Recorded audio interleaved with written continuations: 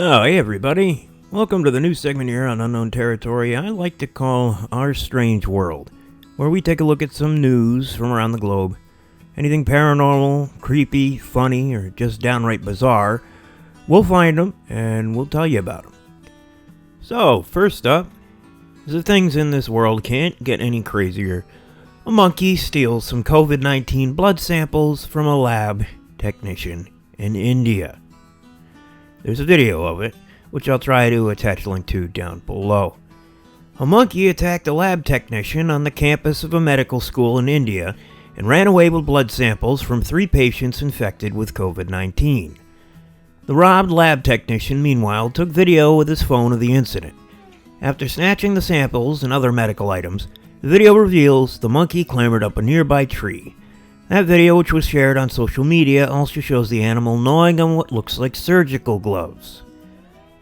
The incident took place several days ago at the government-run Lala Lajpat Rai Memorial Medical College in Uttar Pradesh, a state in northern India, and authorities made their first official statement on the theft today, which was May 29th, according to NDTV.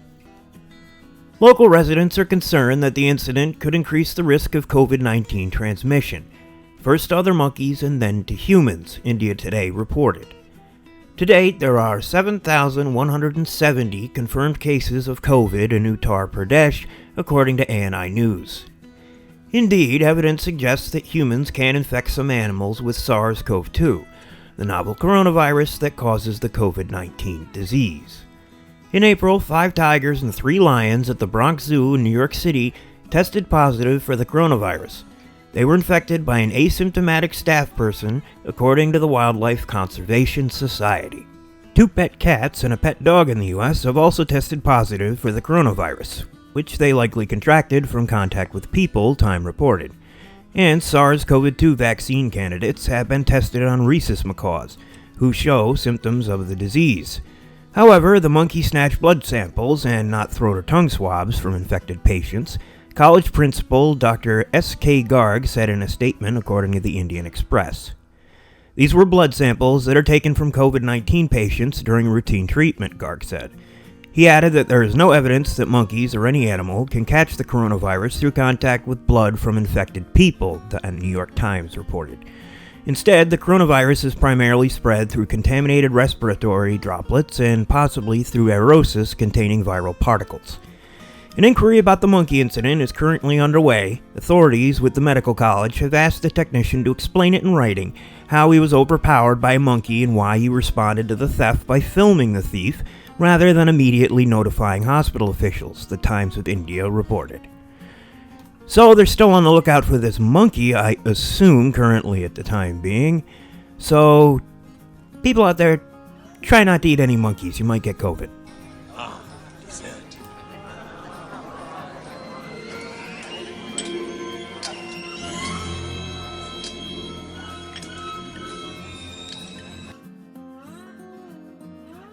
Ontario has a license plate problem.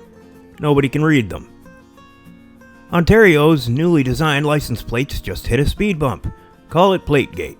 A little background, the Canadian province's new design was unveiled by the provincial government led by centre-right Ontario Premier Doug Ford last year.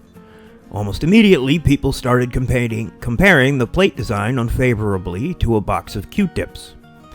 He said, "I'm excited to announce that Ontario's new, more durable license plates are now available at your local Service Ontario."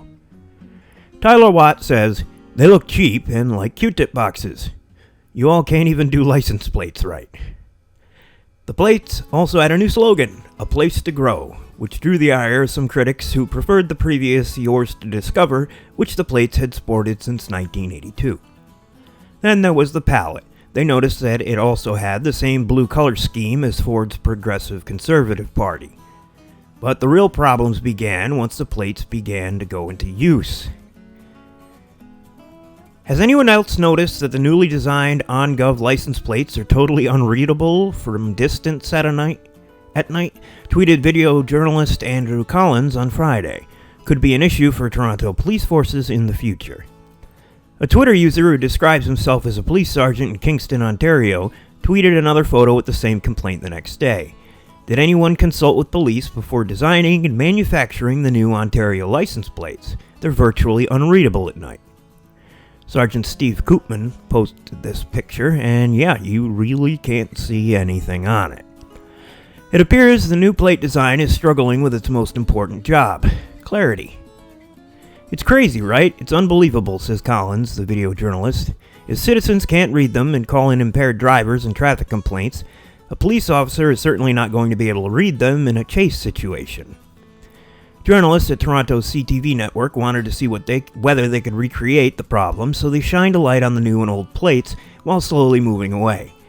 In their video, the old plate remains plainly legible, while the letters on the new one quickly disappear into a blaze of white. This video is from Colin DeMello of CTV News. Let's see.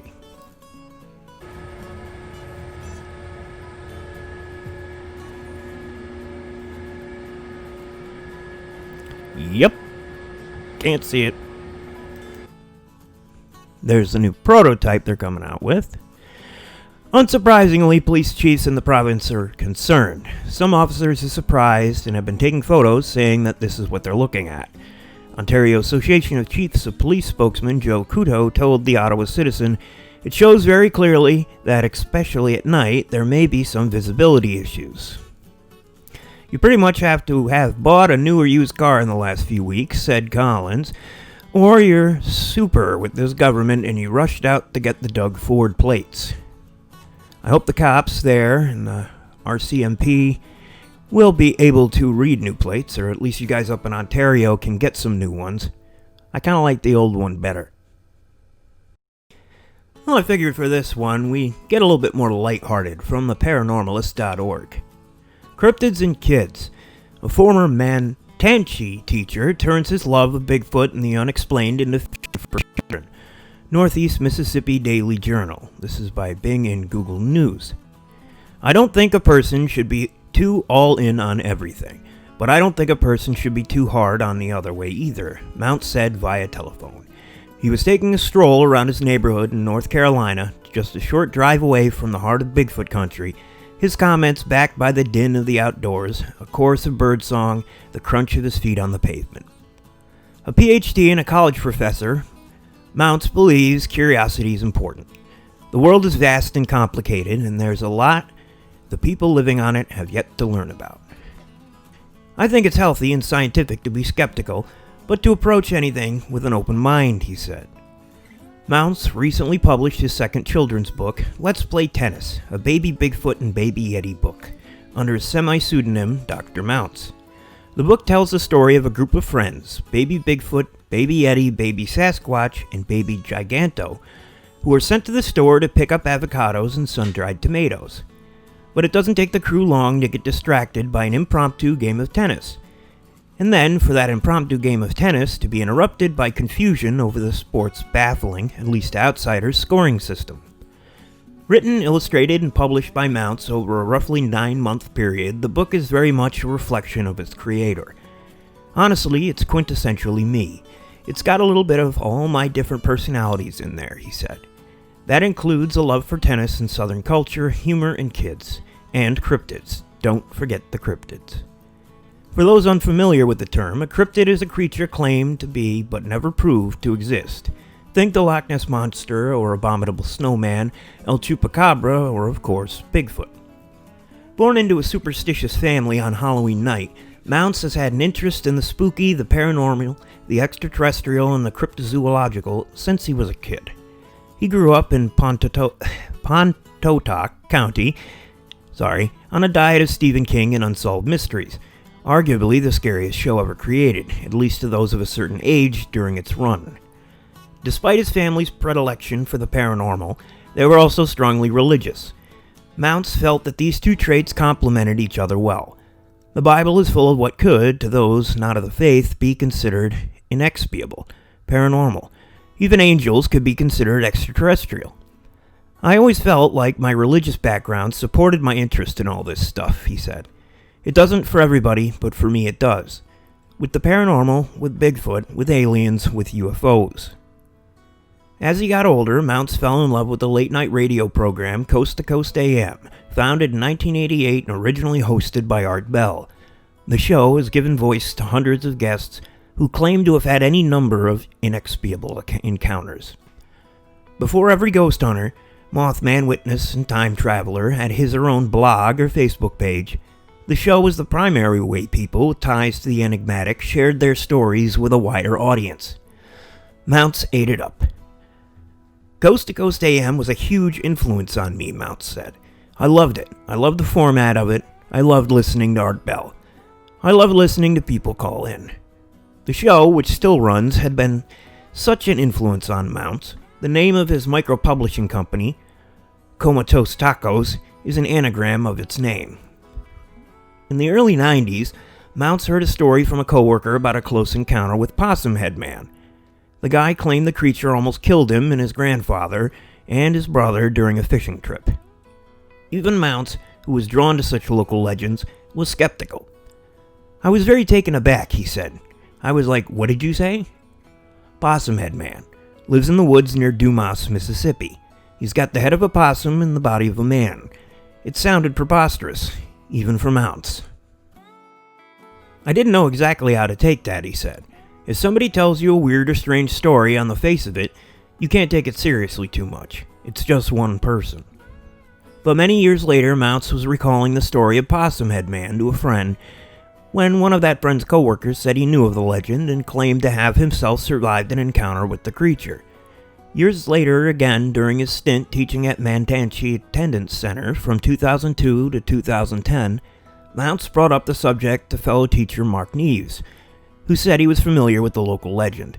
Neves, by the way, now co-hosts a podcast about cryptids with Mounts. The subject of their first episode, Possum Head Man. That just kind of blew my mind, Mounts said. It was probably spanning 2 decades. There are many different people who all knew about this cryptozoological legend. That just really blew my mind. Since then, Mounts' interest in local legends, the cryptozoological, the unexplainable, has only grown. When he chose to try writing his first children's book, a decision he credits to his 2 young children and the dozens upon dozens of children's books he's read to them, he naturally used his interest in Bigfoot and his ilk as an inspiration. The easiest way to write, he said, is to write about familiar things, hence Cryptid Children. The result was Squatching by the Woods on a Snowy Evening, a semi-parody of the famous Robert Frost poem. That's kind of how my love of the paranormal and the mysterious melded with the children's books, Mounts said. My brain has been inundated with children's books. The promotion of that book, and now its follow-up, took Mounts deeper into the world of Bigfoot fanaticism, to conferences and festivals dedicated solely or partially to the creature. Some time back, Mounts attended a Bigfoot conference in North Carolina. While there, he took time to get to know some of the attendees and speak with a handful of locals about their Bigfoot encounters. I went out that first night to some local places, he said. Knocked a few back, talked a little. I heard a lot of great stories. A few years back, Mounts went on what he described as a personal Bigfoot journey, stopping by Bigfoot hotspots, landmarks, and museums on his way between North Carolina and Mississippi. In January, he traveled into North Carolina's Uwharrie National Forest, considered a hotbed of Bigfoot activity, to do a little hunting of his own. It's a very remote, isolated national park, he said. It's huge, plenty of room for anything out there. Although he didn't have an experience on that trip, he's looking forward to trying again. Since penning his first book, Mounts has learned that, real or not, a creature like Bigfoot can serve a purpose. The hunt, learn more about the creature, or even if it exists at all, cuts across all demographics. Faith, gender, hometown, race, economic status. None of that stuff matters among the members of the Bigfoot community. They all share a common fascination, and that brings them together. It's a diverse group of people, but they're very supportive of each other, he said of the Bigfoot hunting community. To Mounts, the members of the Bigfoot community inhabit an idealized world, one of unity and full of mystery, in which there are questions to which everyone is seeking answers together. How bad would it be if there was nothing that was weird and we did understand everything that there was, Mounts asked. He didn't wait for an answer. I think that would be pretty boring. Well, I hope you enjoyed today's episode of Our Strange World, the new little series here on Unknown Territory where we delve into different news topics. Don't forget to leave a like, subscribe, and ring that little bell thing so you'll be notified of new videos from this channel every time they come out. And we'll see you on the next video here on Unknown Territory.